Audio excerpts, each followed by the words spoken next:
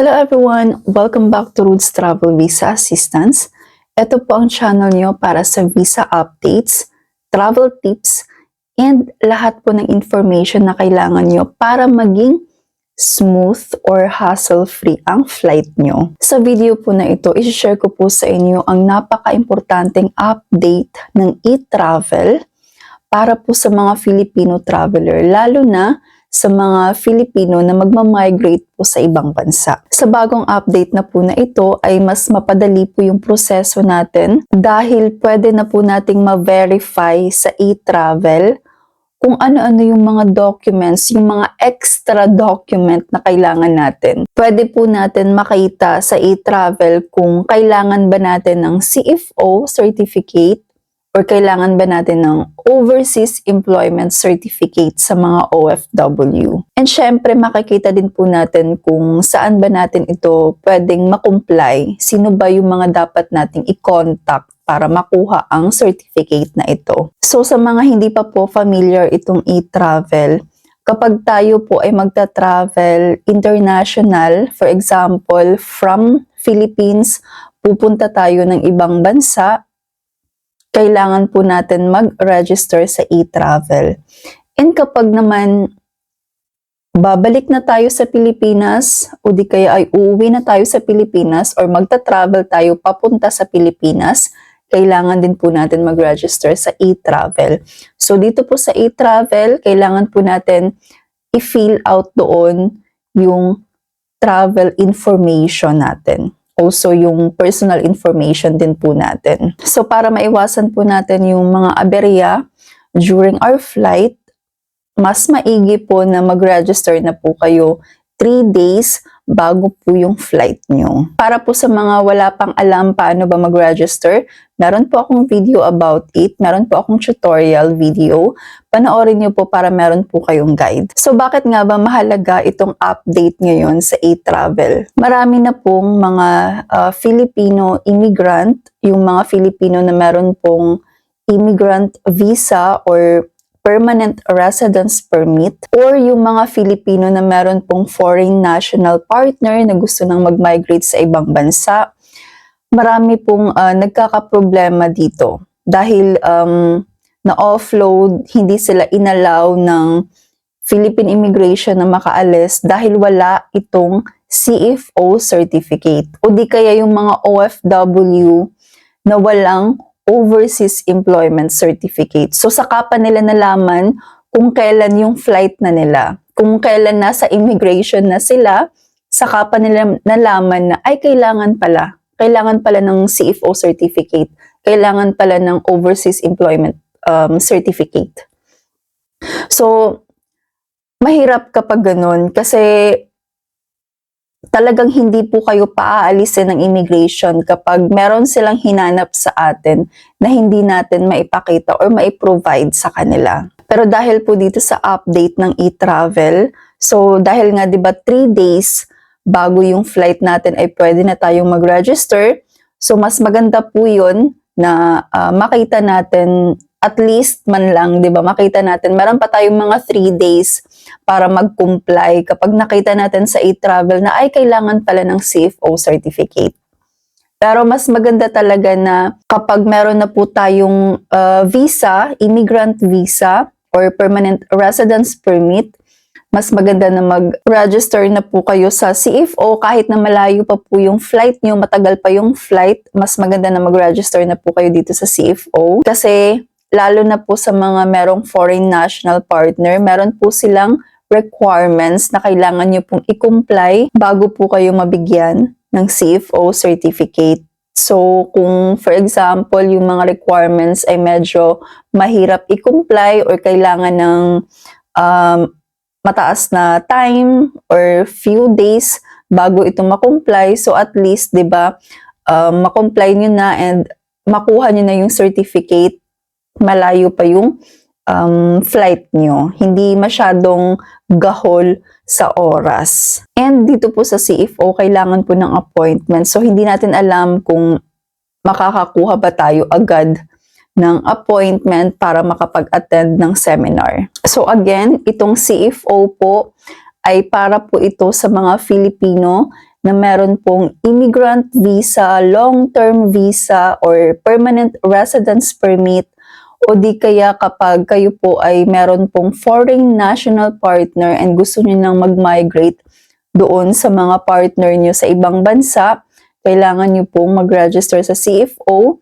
para makakuha ng certificate. Kailangan nyo pong mag-attend ng pre-departure orientation seminar or guidance and counseling program. So ngayon, paano natin malalaman kung kailangan ba natin ng CFO certificate or kailangan ba natin ng overseas employment certificate? Kapag mag-register po tayo sa e-travel, kailangan po natin dito mag-select ng purpose of travel. Ano ba yung purpose ng pag-travel natin sa ibang bansa?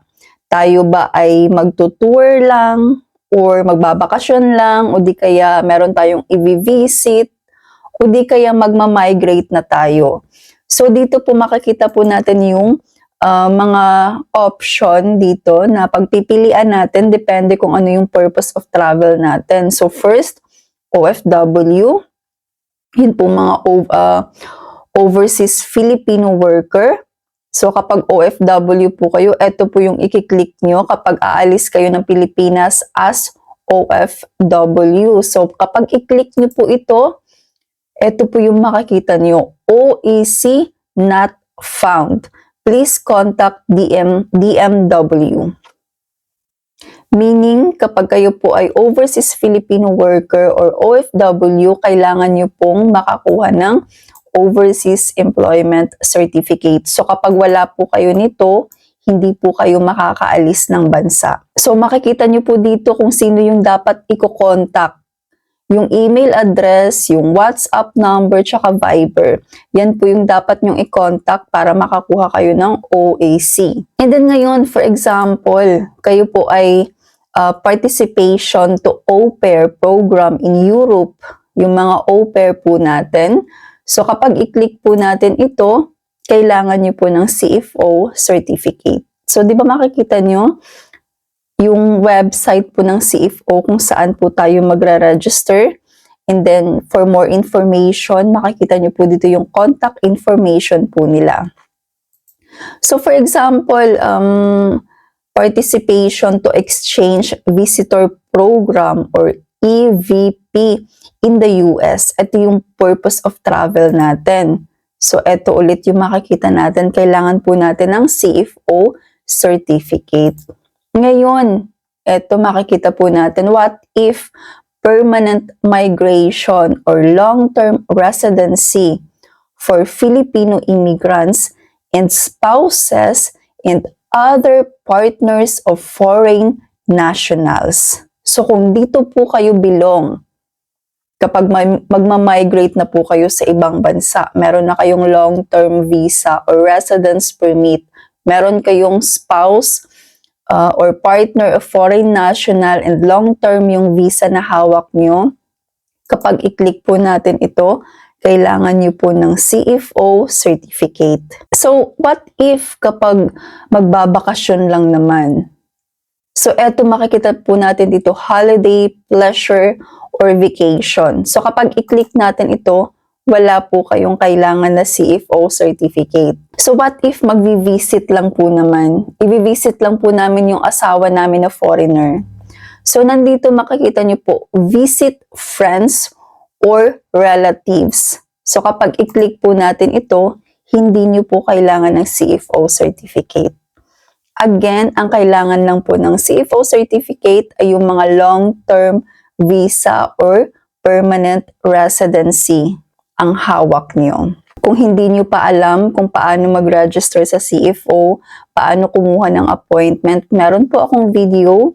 And also, kung wala pa kayong idea kung paano ba mag-register sa e-travel, meron din po akong video. Ilalagay ko po sa description ng video yung mga link po para makita nyo po agad at mapanood nyo po yung mga videos na yon. So, quick reminder lang po sa mga magta-travel, yung mga meron pong upcoming flight.